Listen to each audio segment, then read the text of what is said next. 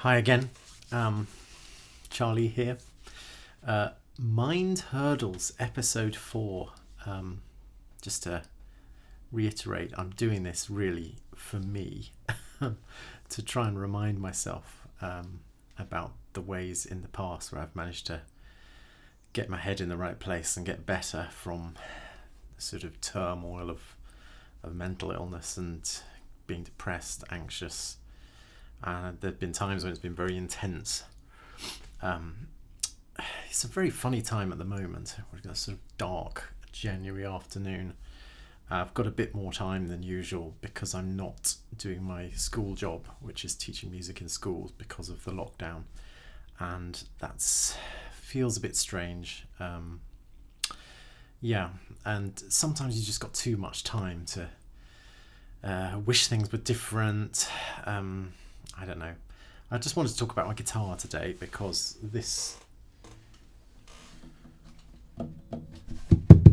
has been my old friend and companion for 18 years now. And yes, I've always loved playing the guitar since the age of about 11.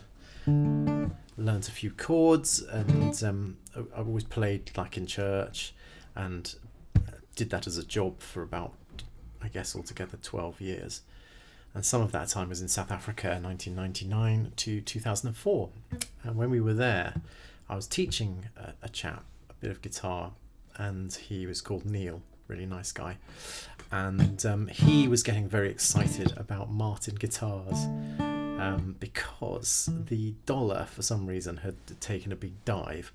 And I think it was to do with the Gulf War or something like that at that time. And I had a Taylor guitar, which is a small-bodied guitar, which had some kind of really nice, pretty tone. If you played it sort of softly and gently, it was really nice. And for finger picking, sort of, picking, really nice. But if you kind of really went for it with a plectrum strumming, it just sounded a bit hard and harsh. And I'm a little bit perfectionist about those kind of things. Anyway, so I was rather smitten with this Martin guitar, this mahogany one. It's very thin wood, very resonant. It's got a kind of a mellow sound, and also a kind of open, silky sound. So if you strum it, it doesn't sound harsh. Anyway.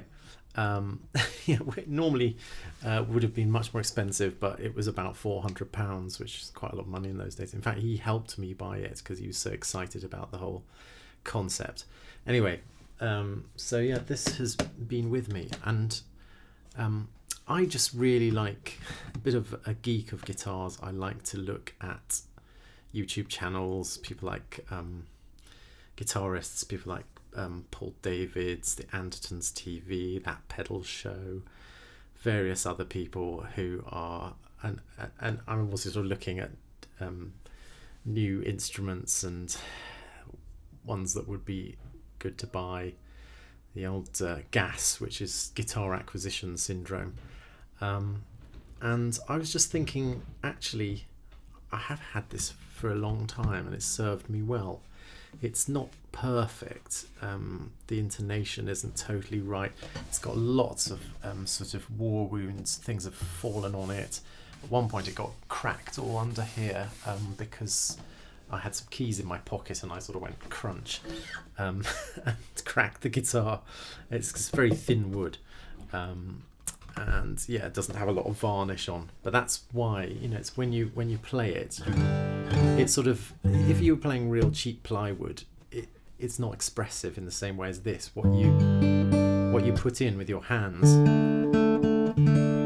it gives back to you, so you can play really quietly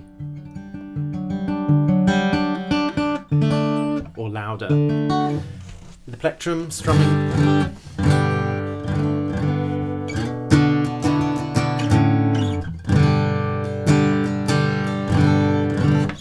Nice big open sound, and that's the guitar. So yeah, I think it's just sometimes you've just got to be content with what you've got, and a whole of our sort of society seems to be so set up towards oh, when I finally get that guitar, I'll be able to write these amazing songs, and then I'll be truly happy and content and fulfilled and all the rest of it. Or if I get this shirt or whatever it is, that material things, and that sort of drives so much of life. Probably what's destroying the planet ultimately.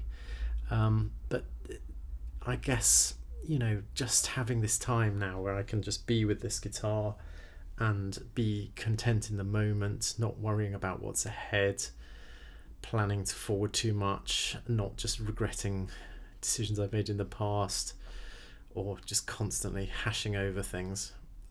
It's hard to just be content in the present, but I know times I've done that, I've felt much happier.